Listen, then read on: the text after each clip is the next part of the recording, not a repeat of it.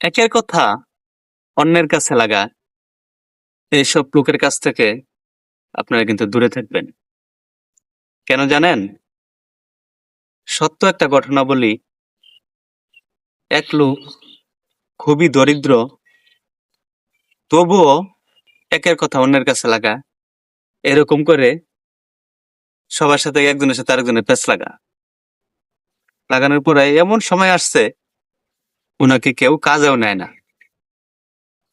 এর সাথে এর জামালা এর কাছে লাগে, এর কথা এর কাছে নিয়ে লাগে, অনেক বড় একটা ঝামেলা বাজে আর কি। সবার সাথে সবার ঝামেলা বাজে থাকার পরে একদিন বাজারে যে এক লোকের কাছে বলতেছে, ভাই আমার তো 2 দিন ধরে খাবারও নাই, আমাকে তো কেউ কাজেও নাই না, কি করবো, আমার একটা কাজের ব্যবস্থা করে দেন। কয়, তোমাকে কে কাজে নিবে? তুমি তো সবাই খালি ঝগড়া লাগাও, এর কথা ওর কাছে লাগাও, ওর কাছে ওর কথা নিয়ে ওর কাছে লাগাও, তোমার তো কেউ কাজে নিত না। ভাই আমার এত টাকা লাগতো না, মাসে আমার 1,000 টাকা বেতন দিলেই চলবো, আমার পেটটা চলুক। তারপর পাশের ব্যবসায়ী বলতেছে, ভাই ও এত কম বেতনে কাজ করবে, এর সমস্যা কি? কাজ করতে পারে না? উনি কাজ করতে পারে, কিন্তু ওর সমস্যা একটা, এর কথা ওর কাছে লাগায়, ওর কথা ওর কাছে লাগায়, লাগাই আবার একটা কাজে লাগে আর কি মানুষের সাথে।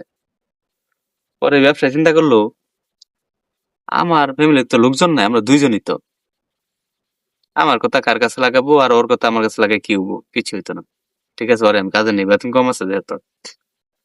পরে লোকের বলতেছে যে এই লোকের আমার বাসা কালকাতে পাঠাই দেন, আমার কাজ করবো। পরে 1 দিন 2 দিন 3 দিন ভালোই কাজ করলো। 4 দিন যেদিন, ওই দিন ম্যাডামরা ডেকে কইতেছে, ম্যাডাম স্যার যে এক মেয়ের সাথে প্রেম করে, ডেকে আপনি জানেন? কয়, সব কি বলো তুমি? কহ সত্যি। ম্যাডাম তো কান্নাকারি করা শুরু করলো। পরে ওই যে কাজের ছেলে বলতেছে, ম্যাডাম কান্নাকাটি বন্ধ করেন, এর ব্যবস্থা আমার কাছে আছে। কলে, কি ব্যবস্থা? আমার কাছে একটা কবিরাজ আছে, এই কবিরাজের কাছে গেলে স্যার ঠিক হয়ে যাবো, ওই মেয়ের কাছে আর যাইতো না। কয়, তাহলে কি করে লাগবো?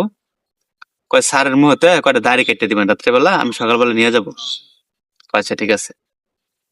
পর বাজারে যাইয়া স্যারের ভিতরে কয়, স্যার ম্যাডাম যে এক ছেলের সাথে প্রেম করে, ডেকে আপনি জানেন?